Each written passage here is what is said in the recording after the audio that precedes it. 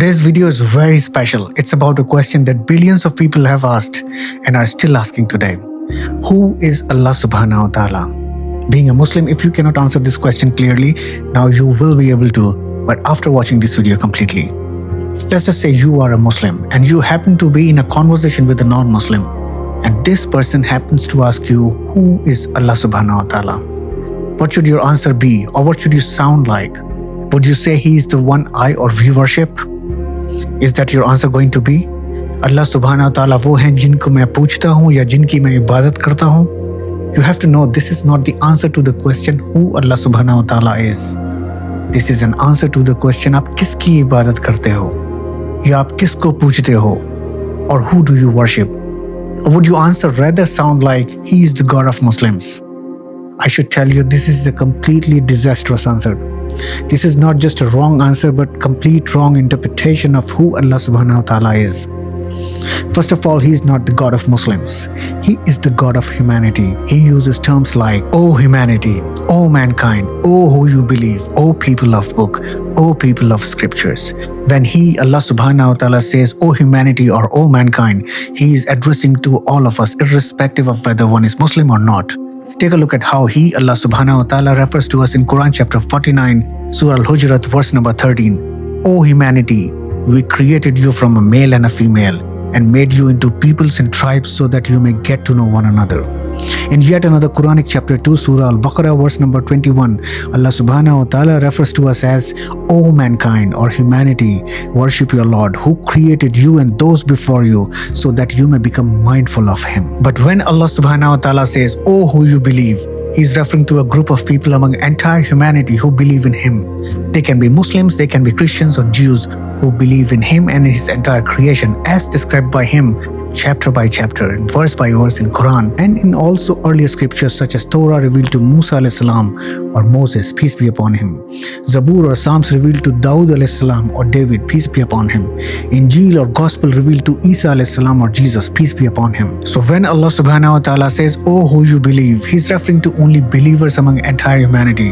For example, Allah subhanahu wa ta'ala addresses to only believers in Quran chapter 2, Surah Al-Baqarah verse number 183.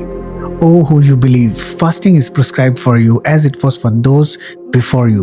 So perhaps you will become mindful of Allah."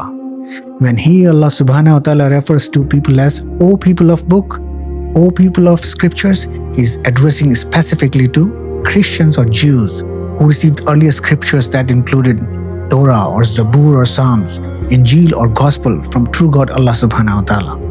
So what I mean is, when you respond to this question of who Allah subhanahu wa ta'ala is with an answer like, "He is the God of Muslims," you are incorrect. He is not God of a subset of people. He is the God of Al-Insan, the entire humanity or mankind. So when someone asks you who Allah subhanahu wa ta'ala is, you cannot beat around the bush with these kind of answers. You have to be specific and detailed. In fact, Allah subhanahu wa ta'ala has introduced himself in Quran. If you know his introduction verse by verse and word by word, you will not just come to know who Allah subhanahu wa ta'ala is, but also you will be able to identify the facade of false gods. When you meet someone for the first time, you introduce yourself, right? Like for example, "Hi, I am Amir and I am such and such by profession and I work at such and such place and I belong to such and such area on a map." Whereas if you meet someone in casual environment, you also include your casual qualities. Likewise, when Allah subhanahu wa ta'ala introduces himself in Quran, he mentions certain attributes or qualities that are specific to him and him alone. So it's an obligation on us to mention them in detail when we introduce our Lord Allah subhanahu wa ta'ala to another person. Many a times we introduce our friends and family members to a new people. Why not introduce our Creator with details or qualities that are specific to him? After all, he is our everlasting and closest companion. Allah subhanahu wa ta'ala says in Quran chapter 50, Surah Al-Qaf verse number 16, have a look at what our closest friend has to say about us. "And we are closer to him than his jugular vein." He says he's closer to you than your rage baghicha or jugular nas. So it's an obligation on you to introduce your dost-e khas or closest friend properly in detail. Allah subhanahu wa ta'ala says in Quran chapter 57, Surah Al-Hadid verse number 4, "He is with you wherever you are, for Allah is all-seeing of what you do." Allah subhanahu wa ta'ala is telling you that I am with you wherever you are. So can you have any friend closer than him? He is your only unanimous and constant companion. So then will you not take a moment to properly introduce your dost khas or closest friend, Allah subhanahu wa ta'ala? If you believe in his companionship, you should and you must know कि कैसे Allah subhanahu wa ta'ala का तारुफ या परिचय करवाना है.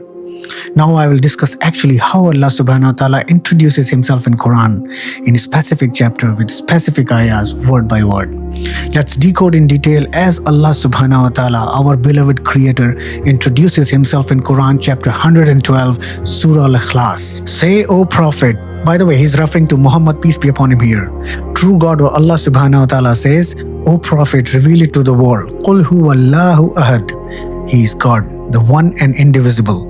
Allah subhanahu wa ta'ala knows that इंसान के दिमाग में फितरत है. Human beings are known to corruptive thoughts and innovation in religion.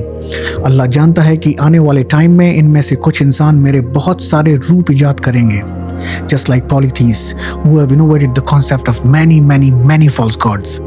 या फिर अल्लाह को 3 टुकड़ों में बांट देंगे. Just like modern day Christians who have divided God into 3 forms and innovated the concept of Trinity. God the Father, God the Son, and God the Holy Spirit. This is why Allah subhanahu wa ta'ala says He is Ahad, the one and indivisible God. So He nullifies these wrong concepts. So when Allah subhanahu wa ta'ala says Qul huwa Allahu Ahad, He means He is God, the one and only God, who is indivisible. Now listen to this attentively. Following Qul huwa Allahu Ahad, He says Allahu Samad, the sustainer needed by all, the provider of all, Ar-Razzaq, सबका risk देने वाला, सभी का पालनहार, सभी को पालने वाला. No company or boss can give you risk. No falsely innovated God can give you sustenance. But only and only Allah subhanahu wa ta'ala is your guardian, who takes care of your food and shelter, even when some of us are so much ungrateful that we deny His existence and don't believe in Him. Astaghfirullah. How sad is that? Anyway, further down the verses, Qul huwa Allahu ahad, Allahu samad. He says, Lam yalid wa lam yulad. He neither begets nor is born, which means He does not contribute to birth of living things, and nor He is the product of natural phenomenon called birth.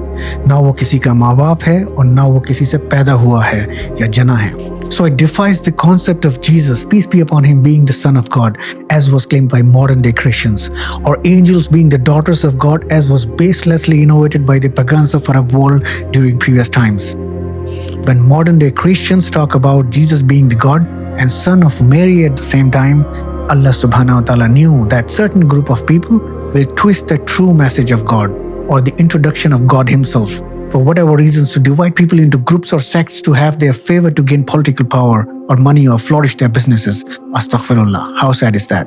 So He revealed Himself in wisest words of Qur'an to nullify their false claims by the words Lam yalid wa lam yulad. He neither begets nor is born. If you think about the subject rationally, it's not very hard to understand that God or Allah subhanahu wa ta'ala does not need to give birth when He has all the power to create everything from nothing. Lastly, Allah subhanahu wa ta'ala says, وَلَمْ يَقُلْ لَهُ كُفُوًا أَحَدٌ, which means there is none like Him. Allah subhanahu wa ta'ala already knew कि ये फितरती इंसान will create different images and idols and claim them to be the true gods. How bad is that? Astaghfirullah. When He says there is none like Him, He means that you cannot create any image or idol like Him. That is why there is a veil between you and God. Moreover, these images are created by different humanly artists and definitely have imperfections between different samples of the same type of the God they claim to create. It's not very unreasonable to think that God cannot look different in the hands of different artists or painters or sculptors.